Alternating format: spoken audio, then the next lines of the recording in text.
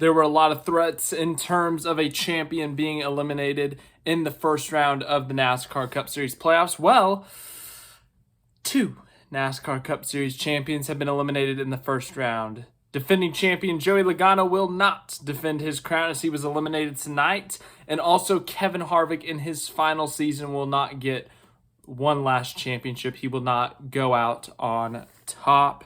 But yes, it was a night of basically which champion will get eliminated.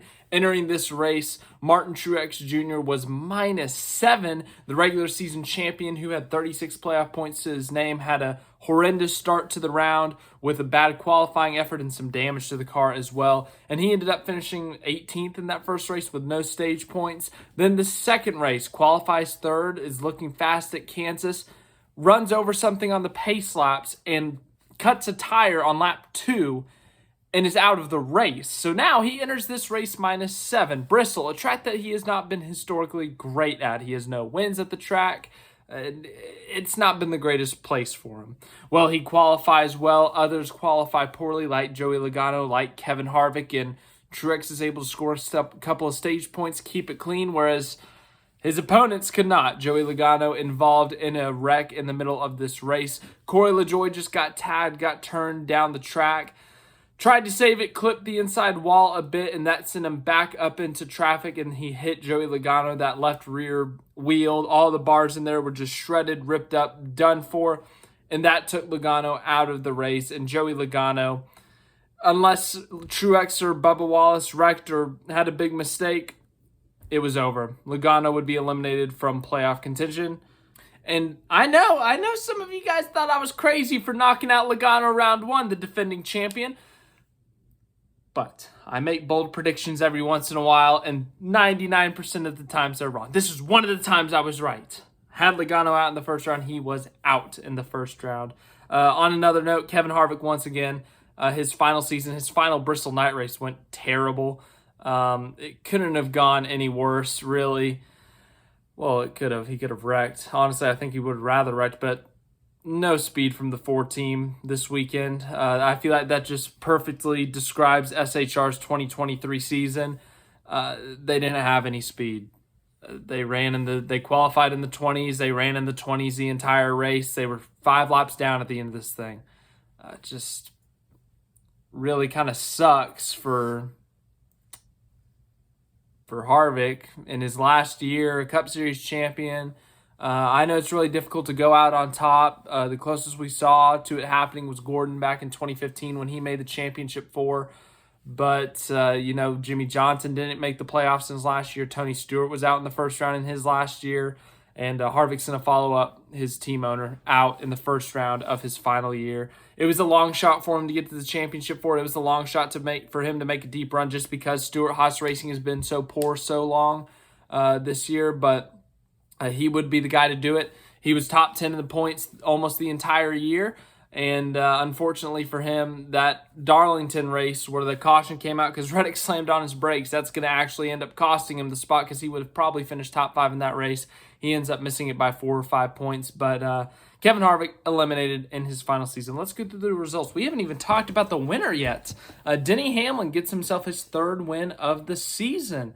Really great momentum for him. They had race-winning speed in all 3 races in the first round. Darlington led over 100 laps. Unfortunately, a loose wheel late in that one cost them. And then last week at Kansas, we're leading the entire last stint of this race, but a blown tire by Chris Buescher, pit strategy, different calls there with about 4 to go. And that just really kind of put him in a bad position. He had a bad restart, and he had to settle for 2nd or 3rd. I think it was 2nd.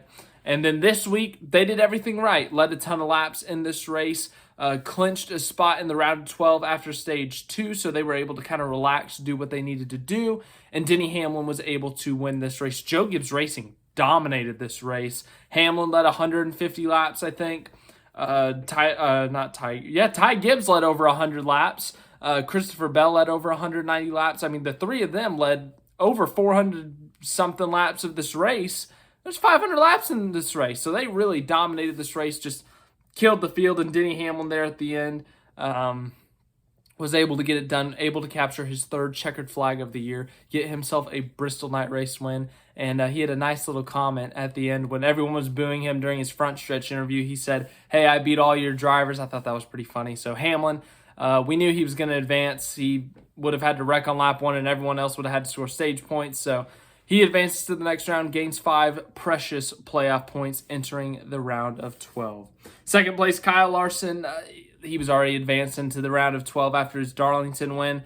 Top 5s in all of the first 3 races, kind of like Hamlin. Lots of speed in this round, carrying some momentum into that next round. Really good run for him, but realistically, a win or a stage win would have been the most valuable thing tonight to get some more playoff points.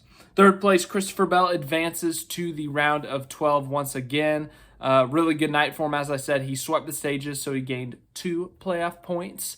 He led 190 laps, I think. It might have been like 188 or something, but he led a ton of laps. They looked great. Their problem has been they qualified great. They won all the poles in the first round of qualifying. And then, well, they performed poorly after that. Whereas today, they executed well. Pit road went good. On track, the speed was there, and Bell was able to capitalize for once and get himself a really good result. Fourth place, Chris Buescher, a very quiet top 5 finish, but once again, the short track's really good for Buescher. Bristol, he was the defending winner at. No surprise to see him up there. And for the first time in his career, he advances to the round of 12. Huge night for him, huge night for RFK. They get both cars into the round of 12. Fifth place, Ty Gibbs, probably his best career race. Entering this race, had only led 12 laps in his Cup Series career. Tonight, though, led 102. A great race for him. As I said, a great race for Joe Gibbs Racing all around. Gibbs, just really good, really clean, really good night. Executed everywhere. It was a great race. Great race for him. As I said, probably his best race in the Cup Series to date. A top 5, led a ton of laps, got some stage points. Good race for him. Sixth place, Michael McDowell had to win this race. They had top 10 speed all race, though. Nothing to be ashamed of. They're eliminated in this first round, but once again, nothing to be ashamed of. This team, usually back marker, but also kind of a mid-pack team. This year, they really stepped up and they were consistently a mid-pack team and even were contenders at the road courses and super speedways. And we saw that when McDowell dominated the Indianapolis road course, and McDowell ends up getting himself a solid top 10 finish.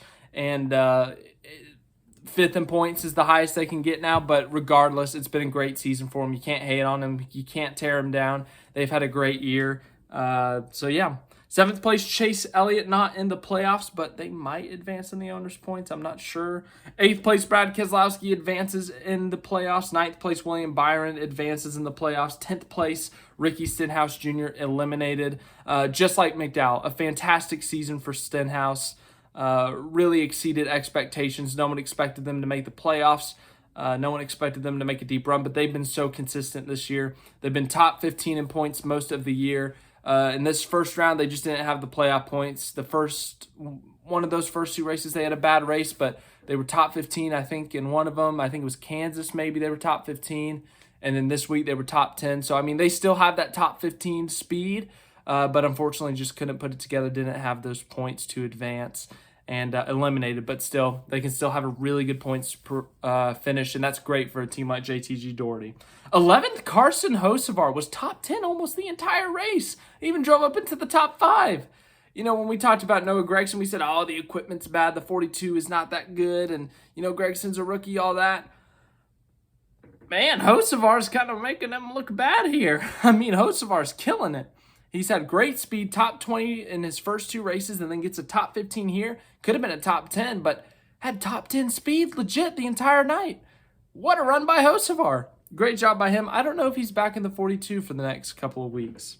Ryan Preece, 12th, a good race for him. 13th, Alex Bowman. 14th, Bubba Wallace advances to the round of 12. It's his first playoff appearance, so it's also his first round of 12 appearance. Kept it clean and overcame a 19-point deficit. They did great, had a great strategy call early on, got 8 stage points in that first stage, and that ended up being the difference. Wallace only made it by 4 or 5 points, so without that early call, without those 8 stage points, they would be out. So they did everything right tonight. They didn't have to hit a grand slam. They didn't have to, well, winning the race would have been nice, but they didn't have to, but they did just enough to advance. Great performance by Wallace. I know it's 14th as a finishing result. It's kind of just meh, but that's what they had to do to advance, and they did it. 15th, Tyler Reddick. We already knew he was through. 16th, Todd Gilliland. Good run for him. 17th, Austin Dillon. 18th, Eric Almirola. 19th, Martin Truex Jr. Oh, my goodness.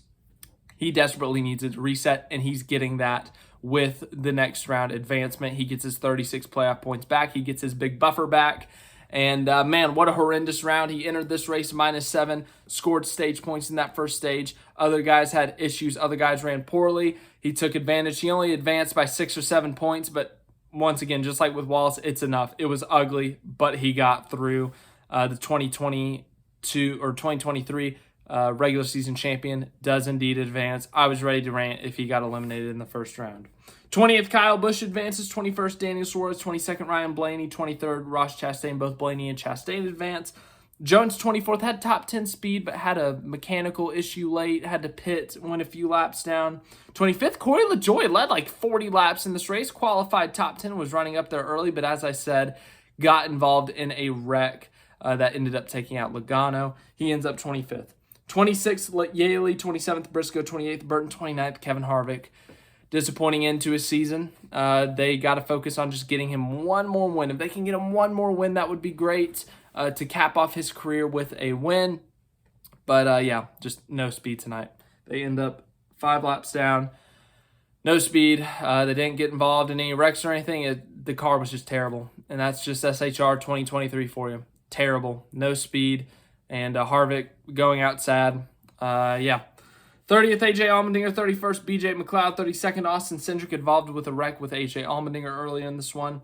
33rd, Ty Dillon. 34th, Joey Logano, the defending champion, out in round 1 after getting involved in a wreck, as I said earlier. Yeah, he only makes the championship for an even-numbered years, and this continues the trend. But, yeah, just a bad year for Logano, honestly, if we're being brutally honest. Only one win, and that came at a super speedway Atlanta. Other than that, they weren't in the top 10 in points. They were like 13th, 14th. They were just inconsistent on speed. And some of their results, I mean, no disrespect, but the kind of, I don't want to say fluked, but they didn't have the speed. And then, they played some strategy. Like last week at Kansas, Logano was like a 16th to 18th place car. They make a strategy call late. They finish like 6th.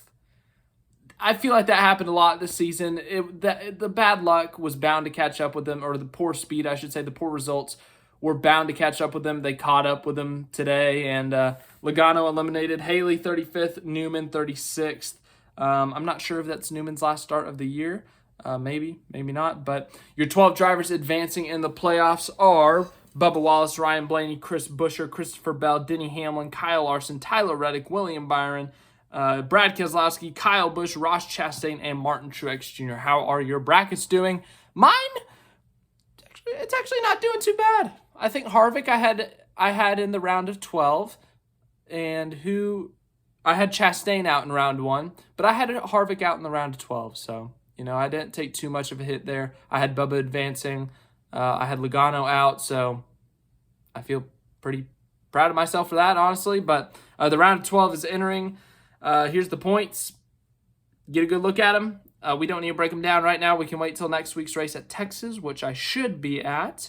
It's just down the road from me. So thanks again for watching this video. Hope you guys enjoyed it. Yeah, NASCAR, there's so much going on. I'm so worn out right now. I'm tired. We got Singapore in the morning for the F1, so I got to get myself some sleep. 7 a.m. here. And, yeah, I'll see you guys in the next video. Playoffs are continuing to roll on.